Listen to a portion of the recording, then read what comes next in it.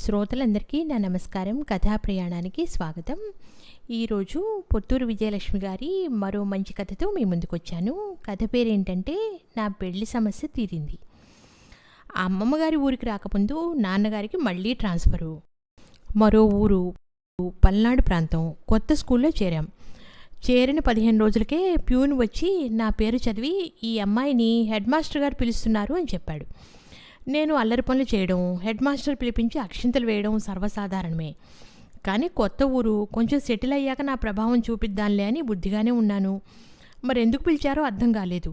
పిలిచాక వెళ్ళక తప్పదు కదా, మరి వెళ్ళాను. నన్నే కాదు, చాలామందిని పిలిచారు. అందరం నిశ్శబ్దంగా నిలబడ్డాం. హెడ్ మాస్టారు తల వంచుకొని కుర్చీలో కూర్చున్నారు. పక్కనే నిలబడ్డ మేళ్ల చెరువు మాస్టారు పిల్లలు వచ్చేసారు చెప్పండి అంటున్నారు. హెడ్ మాస్టర్ ఏమో ఏమీ చెప్పరు. అలా కాసేపు నుంచోబెట్టి గట్టిగా నిట్టూర్చి మీ క్లాసులకు వెళ్ళండి అన్నారు హెడ్ మాస్టారు. క్లాసులకు వచ్చేసాం.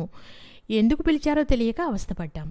మన్నాడు అంతే, మళ్ళీ పిలిచారు, వెళ్ళాము. మళ్ళీ అదే తంతు.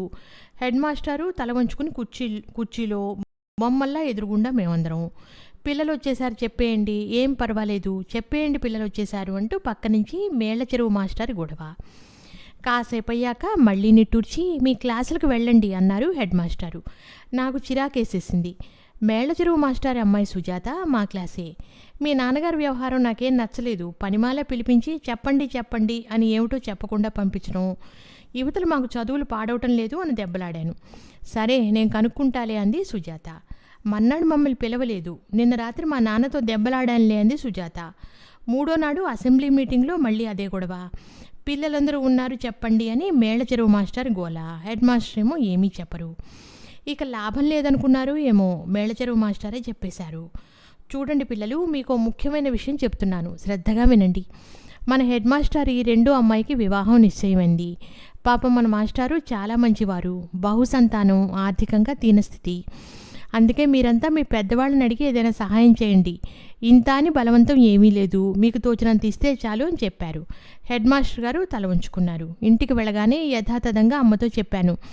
వరలక్ష్మి వ్రతం అని అమ్మమ్మ తాతయ్య కూడా వచ్చి ఉన్నారు. అందరూ విన్నారు. అట్లాగా, పాపం ఎంత ఇబ్బందిలో ఉండి అడిగారో, ఎంతో కొంత ఇచ్చి పంపించు అన్నారు నాన్నగారు. అలాగే అంది అమ్మ. మన్నాడు అన్నయ్యకి 12, నాకు 8 ఇచ్చింది. న్యాయంగా చెరో 10 ఇవ్వచ్చు, కానీ నేను 2nd ఫారం, అన్నయ్య 4th ఫారం. ఆ మాత్రం తేడా ఉండాలట. పోనీ పాపం నేను చెరో వరహా ఇచ్చి పంపిస్తాను అంటూ తాతయ్య ఇద్దరికి చెరో 4 రూపాయలు ఇచ్చారు. అమ్మమ్మ చెరో రూపాయి ఇచ్చింది.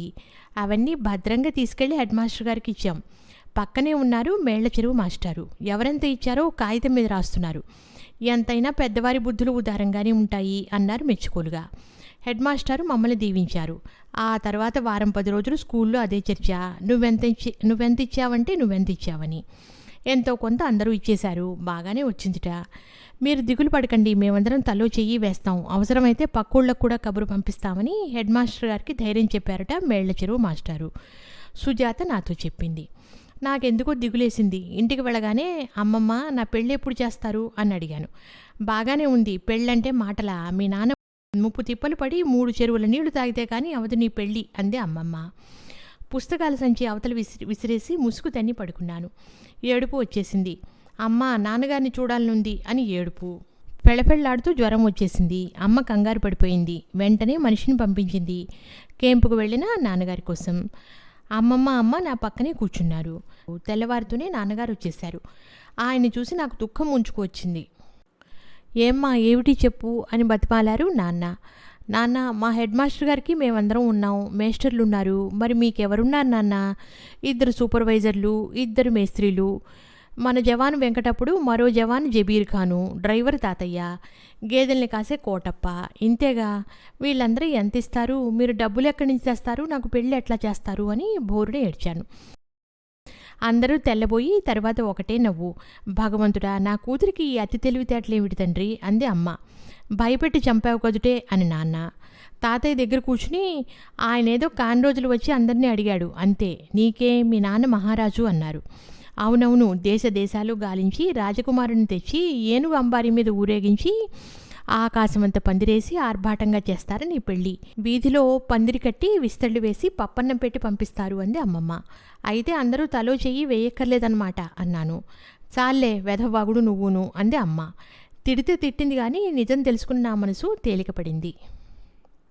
విన్నారుగా ఈ పొత్తూరు విజయలక్ష్మి గారి నా పెళ్లి సమస్య తీరింది అనే నవ్వు తెప్పించే కథను. వచ్చే వారం మరో సరదా కథతో మీ ముందుంటాను. అంతవరకు సెలవు, నమస్కారం, ఉంటాను.